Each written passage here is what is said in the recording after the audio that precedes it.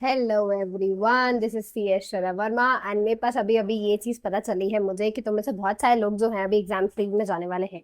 तो this video is going to be planning brainstorm. That means कि we are going to plan today how you are going to study for the next few months. जितनी भी तुम्हें leave मिली है उसमें तुम्हें plan क्या करना है, कैसे स्टडी करना है। तो this is a introductory video कि तुम स्टार्टिंग में क्या कर सकते हो। अब देखो, हमारा एजेंडा क्या है इस वीडियो का। We are going to discuss what. पहले तो कर लो तुम थोड़ा सा चिल, ठीक है, इसको हम आगे जाके डिस्कस करेंगे। उसके बाद हम करने वाले हैं स्ट्रॉन्ग एंड वीक पॉइंट्स का एनालिसिस। उसके बाद हम करेंगे पेंडिंग क्लासेस पे बात। फिर होगा सब्जेक्ट का combination and how you are going to plan in 1.5 days. ठीक है, तो देखो स्टार्ट करते हैं थोड़ा सा चिल। थोड़ा सा चिल इन द सेंस कि अभी तुम्हें अभी अभी जस्ट क्या मिली होगी, छुट्टियां मिली होंगी, ठीक है।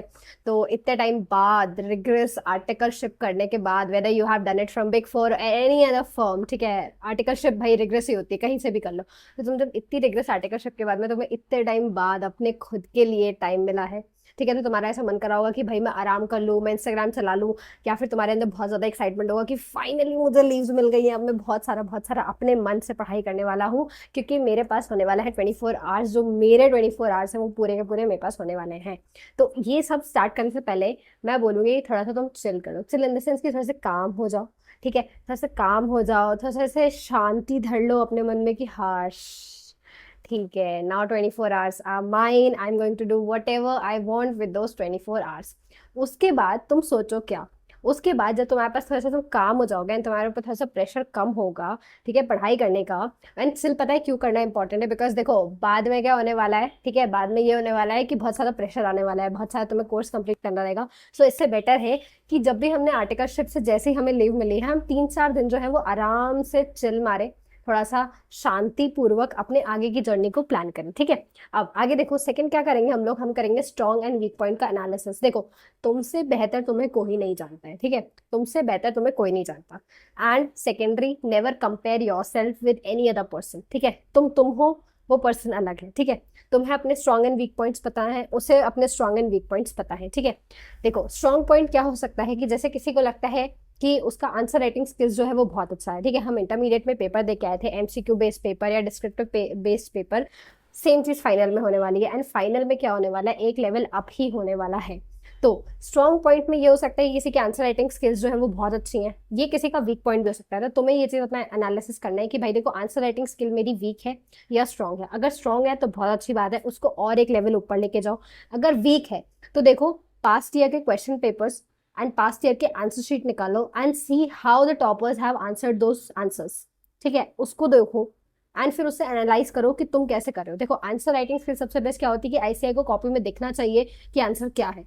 ज्यादा उनको फालतू का मटेरियल नहीं चाहिए, उनको क्वांटिटी से मतलब नहीं होता, उन्हें हमेशा क्वालिटी से मतलब होता है। तो तुम अपनी आंसर्स में कैसे क्वालिटी लेके आ सकते हो। सेकेंड चीज क्या है, तुम्हें ये चीज अपना पता करना पड़ेगा कि तुम्हारा स्ट्रॉन्ग सब्जेक्ट क्या है एंड वीक सब्जेक्ट्स क्या है। जैसे मेरा जो था, मेरी जो मोस्टली आर्टिकलशिप थी, मतलब mostly in the sense IDT मेरा ज्यादा था, कि आईडीटी तो मेरा तीनों साल चल ही रहा था। उसके बैक एंड में कभी डीटी हो जाता था, कभी ऑडिट हो जाता था, सर्टिफिकेशन हो जाता था, बट आईडीटी ऐसा था जो हमेशा ही मेरे साथ था। तो आईडीटी से मैं इतनी ज्यादा फेमिलियर हो चुकी थी कि मेरे लिए वो एक एज अ सब्जेक्ट नहीं बचा था। मेरे लिए ऐसा हो चुका था कि यार ये चीज तो मैं अच्छे से जानती हूँ, ये मैं अच्छे से कर लेती हूँ। तो तुम्हारे लिए भी कोई ऐसा सब्जेक्ट होगा तो तुम बहुत अच्छे से या तो आर्टिकलशिप में कर चुके होगे, या तो जिसके साथ में तुम बहुत ज्यादा कंफर्टेबल हो गए, पढ़ते टाइम ही तुम्हें ऐसा कंफर्ट स्टैब्लिश हो गया था कि यार ये चीज ठीक है, मतलब I can handle this subject. तो तुम्हें स्ट्रॉन्ग सब्जेक्ट को एनालाइज करना है, तुम्हें स्ट्रॉन्ग सब्जेक्ट को आइडेंटिफाई करना है, एंड देन उसके बाद में तुम्हें इसको और लेवल एक लेवल और अपग्रेड करना है।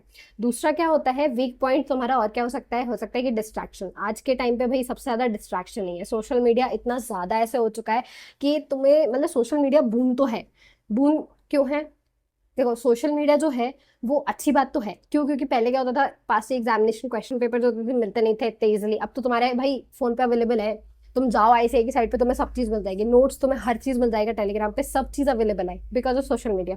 बट डिस्ट्रैक्शन भी क्या है, क्योंकि तुमने एक बार इंस्टाग्राम खोल दिया एंड तुमने उस पर रील्स अगर स्क्रॉल करनी शुरू कर दी, then there is no stopping, ठीक है, देर इज नो स्टॉपिंग, ठीक है। तो उसका डिस्ट्रैक्शन सॉल्व करने का मेथड एक ये है कि या तो तुम ये चीज कर लो कि भाई देखो जैसे मेरे साथ था, कि मुझे ना फोन से और इन सब ये सोशल मीडिया से इतनी मोह माया मुझे कभी रही नहीं। तो अब अगर तुम मुझे अभी आज भी बोलोगे कि भाई मत चलाओ फोन, बंद करके रख दो, तो आई वुड बी लाइक कि हाँ ठीक है, अभी क्या ही दिक्कत है, मैं फोन हटा दूंगी।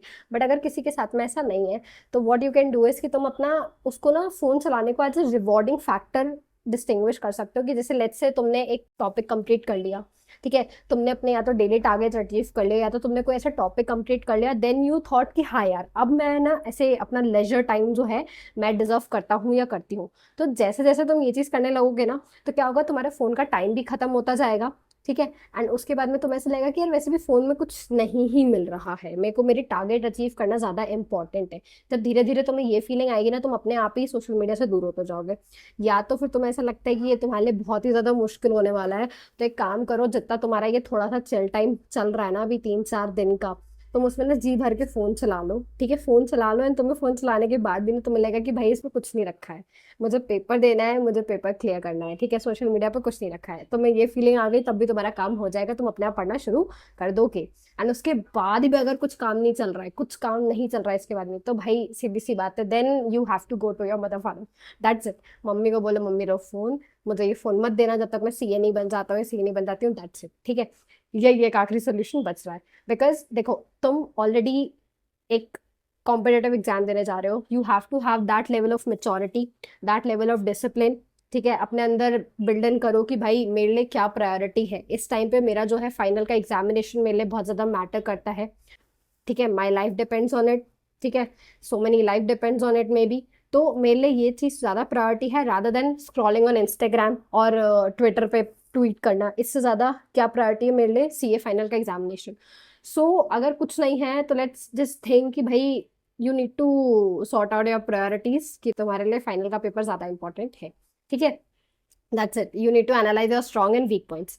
उसके बाद में अगर मैं देखूँ आगे बढ़ के, तो हमारे पास में पॉइंट क्या आता है, पेंडिंग क्लासेस का। इसका मतलब क्या है, देखो, जब मैं लीव पे गई थी ना, मेरी डीटी एंड आईडीटी एंड मेरी लॉ की क्लास बाकी थी, उस टाइम पे लॉ भी था, ठीक है। तो मेरी corporate law, DT and IDT की क्लास बाकी थी।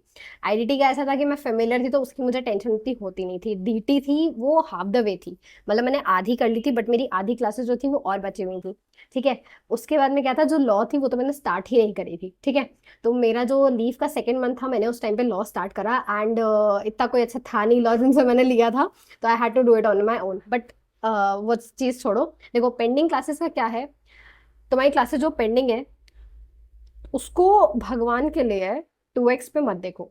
क्योंकि यू विल थिंक कि मैं 2x पे देख लेता हूँ या देख लेती हूँ, I am going to save ample amount of time. भाई नहीं होगा, नहीं होगा, ठीक है। तुम्हें भी पता है, मुझे भी पता है, वो जो 3 घंटे का लेक्चर होता है ना, उसको जब तुम जब तुम 3 घंटे के लेक्चर को जब 2x पे देखते हो, तुम्हें भी नहीं पता, मुझे भी नहीं पता कि वो 3 घंटे के लेक्चर 3.5 घंटे में कैसे कन्वर्ट हो जाते हैं, ठीक है। तुम 2x पे करोगे, तुम्हारे तुम्हारे सुनने में से कोई चीज मिस हो जाएगी, you are not able to understand anything, then you will rewind that point, ठीक है। एंड वो रिवाइंड करने करने में ही ना 3 घंटे की जगह वो 4 घंटे की क्लास बन जाएगी। तो it's just wastage of your time, don't do that. Just you know complete that class with utmost sincerity, ठीक है। कि अगर कोई लेक्चर है 3 घंटे का, तो I need to devote 3 hours. What you can do it the most, कि अगर वो 1x पे ना सुनते हुए उसको 1.5x पे सुन लो, 1.2x पे 1.25x पे सुन लो, इतना तुम कर लो, ठीक है, इतना चलता है। बट उसको ऐसा रैप सॉन्ग की तरह मत सुनो, ठीक है। क्योंकि आज अगर तुम सोचो कि तुम्हारा टाइम बच रहा है, भाई जब तुम अकेले में उस चीज को पढ़ने बैठोगे ना, तुम्हारे दिमाग में नहीं आएगा, ठीक है। तुम्हारे दिमाग में समझ में नहीं आएगा कि भाई मैंने क्या पढ़ा था, क्योंकि तुमने तो कर दिया ओएसटी, ओवर हेड ट्रांसमिशन, जल्दी जल्दी, तुमको बहुत जल्दी थी, भगवान जाने किसकी जल्दी थी, एंड तुमने सब उड़ा दिया अपने सर से। तो ये चीज अपने साथ बिल्कुल मत करना, ये गलती अपने साथ बिल्कुल भी मत करना, ठीक है। दूसरी चीज ये है कि mark the question in the first time itself. इसका मतलब क्या है कि देखो, जब भी तुम पढ़ो ना उस सब्जेक्ट को, तो कुछ क्वेश्चन तो ऐसे होंगे जो तुमसे एक बार में बन जाएंगे, कुछ क्वेश्चंस ऐसे होंगे जो तुमको 2-3 बार करना पड़ेगा। तो जो क्वेश्चन तुमसे एक बार में बन गए, तुम ना उसको इजी मार्क कर दो, एंड डू दिस थिंग कि बस रेड पेन से इजी मार्क कर दो। या तो ग्रीन पेन से कुछ भी ऐसे इजी लिख दो ताकि तुमको आइडेंटिफाई हो जाए जब तुम सेकेंड टाइम, फर्स्ट टाइम तो तुम इजी सॉर्ट आउट कर दिया, अब वो क्वेश्चंस को तुमको सिर्फ कैलकुलेटर पे में भी करना है, ठीक है। इतना ज़्यादा राइटिंग प्रैक्टिस उस क्वेश्चन में ज़रूरत नहीं है तुमको, क्योंकि तुमको हो गया फिक्स कि भाई इसको ऐसे सॉल्व करते हैं, ठीक है। जब तुम सेकेंड टाइम वो सब्जेक्ट पढ़ोगे तो तुमको उस पे इजी वाले क्वेश्चंस पे कम फोकस करना है, ठीक है। इजी वाले क्वेश्चंस पे कम फोकस करना है, ठीक है। लेट्स से अगर मैं बोलूँ आईडीटी का एग्जाम्पल दूँ, तो हमें यार हमने इंटरमीडिएट में सप्लाई की डेफिनेशन पढ़ी थी, हमने फाइनल में सप्लाई की डेफिनेशन पढ़ी। अब अगर मैं बोलूँ तुम्हें कि कोई तुम्हें रात में उठा के भी अगर सप्लाई की डेफिनेशन अगर तुमसे पूछेगा तो you will be able to tell भाई सप्लाई ये होता है। तो you need not to cram it up और you need not to understand it, ठीक है, दैट मच, जो कि तुम्हें बाकी लेट्स से कस्टम तुम्हें समझना पड़ेगा because it's so new for you, ठीक है। तो उसको हम इजी मार्क करके आगे पढ़ सकते हैं and we can focus on the very important areas of that subject.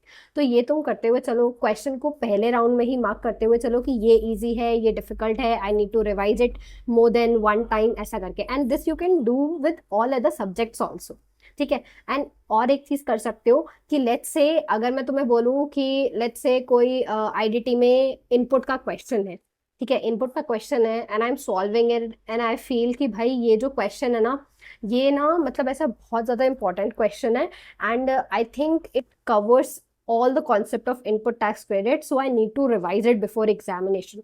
Now what you do is उस concept के आगे में ना पेज नंबर के साथ में तुम ये चीज़ लिख दो कि ये कौन सा क्वेश्चन नंबर है। तो जब तुम उसको बाद में रिवाइज करोगे ना, तुम्हारा जरा सा भी टाइम वेस्ट ना हो, you just open that question number, that page number and then you refer it, ठीक है। और अगर ज़्यादा उसको और ब्रीफ और अगर ऐसे एक्यूरेटली अगर बाइफिकेट करना तो हाईलाइट कर दो कि कहाँ पे तुम डगमगाए थे, कौन से पॉइंट पे तुमको ऐसे डाउट आया था कि यार इसमें क्या करना है, ठीक है। उस पॉइंट को अपने नोट्स में भी मार्क कर दो, उस पॉइंट को अपने क्वेश्चन बुक में भी मार्क कर दो। तो इससे क्या होगा, तुम्हें जल्दी जब भी तुम उसको सेकंड टाइम पढ़ोगे या तुम एग्जाम के पहले पढ़ोगे ना, तुमको एकदम से क्लिक करेगा कि भाई अच्छा ये चीज़ तो मैंने पहले पढ़ी हुई थी, ये चीज़ तो मैंने करी थी, यहाँ पे आके मैंने गलती करी थी एंड यहाँ पे आके मैंने अपनी गलती को रेक्टिफाई किया था। तुम्हें ये चीज़ पता होगी ना, तुम्हारा रिविजन बहुत जल्दी होगा, ठीक है। अब आगे नेक्स्ट हम अगर बात करें तो दैट मीन्स कि सब्जेक्ट कॉम्बिनेशन इसकी देखो, एक हैवी सब्जेक्ट होता है और एक लाइट सब्जेक्ट होता है, ठीक है। हैवी सब्जेक्ट में लेट्स से कि फाइनेंशियल रिपोर्टिंग है, थोड़ा लेंदी है, उसको कवर करने में टाइम लगता है। आईडीटी है, इतना लेंदी नहीं है, उसको कवर करने में तो टाइम नहीं लगता है, ठीक है। That's my perspective. हो सकता है किसी के लिए इनडायरेक्ट टैक्सेशन किसी ने कभी नहीं करा हो, अगर बीच में अगर उसका इनडायरेक्ट टैक्सेशन से बिल्कुल भी वो फेमिलियर नहीं है, तो may be indirect taxation can be one of your subject कि भाई मुझे इसको बहुत ज़्यादा टाइम देना पड़ता है, ठीक है। तो तुम उसको उस सब्जेक्ट के साथ कंबाइन करो जहाँ पे तुम्हें थोड़ा सा लगता है कि कम टाइम देना पड़ता है and that subject is not a heavy subject for you. तो वैसे तुम बना के कॉम्बिनेशन चल सकते हो, या तो तुम ऐसे बना लो या तो तुम ये बनाओ कि एक तो प्रैक्टिकल रख लो और एक रख लो थ्योरी। लेट्स से तुम पढ़ रहे हो अभी जो एसएफएम था मेरे टाइम पे, अभी तो एएफएम हो गया, एसएफएम था, ठीक है, उसके साथ तुम पढ़ रहे हो ऑडिट। ना audit is very vast, SFM भी वास्ट है कंपेरेटिवली, बट नंबर्स आते हैं तो वी फील कंफर्टेबल कि यार ठीक है चलो नंबर है, सॉल्व कर लेंगे। तो you can have that combination also. और एक एफआरआई इंडायरेक्ट टैक्सेशन का तो मैंने बता ही दिया है, ठीक है। एंड उसके बाद में आता है हमारा last point, that is plan for 1.5 days. देखो मैं बताऊं, सिलेबस ना लिटरली समुंदर की तरह है, बहुत बहुत वास्ट सिलेबस है फाइनल का, ठीक है। आधे लोग तो कंफ्यूज हो जाते हैं कि भाई इसको समेटना कैसे। अगर तुमने उस सिलेबस को पूरा समेट लिया ना, you will be able to revise it in 1.5 days, ठीक है। पहले तो तुमको ना समेटना है, क्यों? क्योंकि देखो मैंने क्या लिखा, तुम्हें नोट्स पढ़ना है, तुम्हें एमटीपी पढ़ना है, तुम्हें इंपॉर्टेंट क्वेश्चंस पढ़ने हैं, तुम्हें आरटीपी रेफर करनी है, तुम्हें 4 चीजें करनी है in just 1.5 day. So how you going to plan it is कि तुम अपने सब्जेक्ट को कितना ही कंपाइल कर लोगे, ठीक है, कितना ज्यादा तुम अपने सब्जेक्ट को कंपाइल कर सकते हो, कितना ज्यादा तुम उसको एकदम समराइज एंड ब्रीफ में रख के खुद की समझ के लिए कर सकते हो, उतना जल्दी तुम्हारा रिविजन होगा, ठीक है।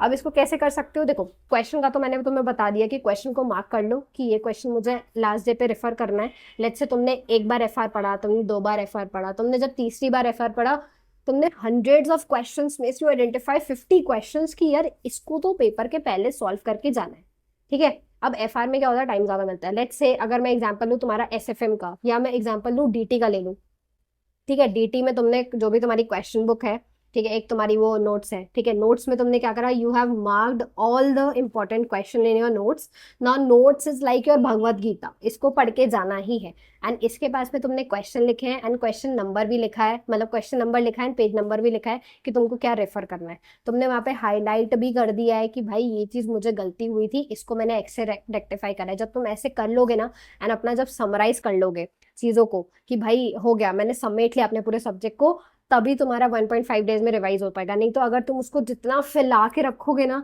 कि भाई मेरी नोट्स की कॉपी अलग है, मैंने क्वेश्चन बुक अलग से मैं उठा के पढ़ूंगा, उसके बाद मेरी एमटीपी अलग भाग रही इधर, मेरी आरटीपी अलग भाग रही इधर, आधा पन्ना कोई नोट्स का मेरा इधर घूम रहा है, आधा पन्ना मेरा किसी चीज का क्वेश्चन का उधर घूम रहा है, और आधा कुछ इंपॉर्टेंट क्वेश्चन का कहीं और पड़ेगा, भाई नहीं हो पाएगा।